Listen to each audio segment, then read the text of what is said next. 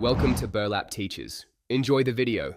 In this video, I will explain how to reset the oil change light on your Jeep Grand Cherokee. First, turn your ignition to the on position, but do not start the engine. Next, fully depress the accelerator pedal 3 times within a 10-second window. Finally, turn the ignition to the OFF position. This simple sequence should clear the oil change indicator, ensuring your vehicle's maintenance system is up to date after your oil service. After performing the reset, start your Jeep's engine to confirm the oil change light has turned off. If the light is still illuminated, don't worry. Simply repeat the entire procedure. It's crucial to ensure you fully depress the accelerator pedal each of the 3 times.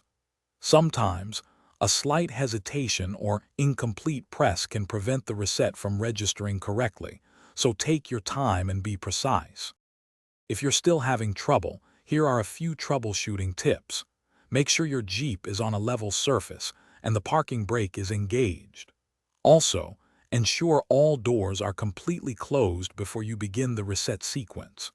These small details can sometimes affect the vehicle's electronic systems.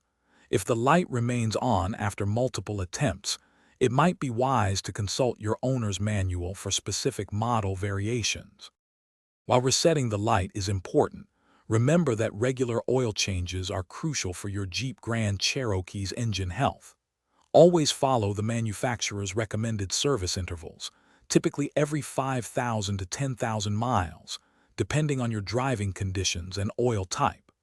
Using the correct oil viscosity and specification is also vital for optimal performance and to prevent premature wear.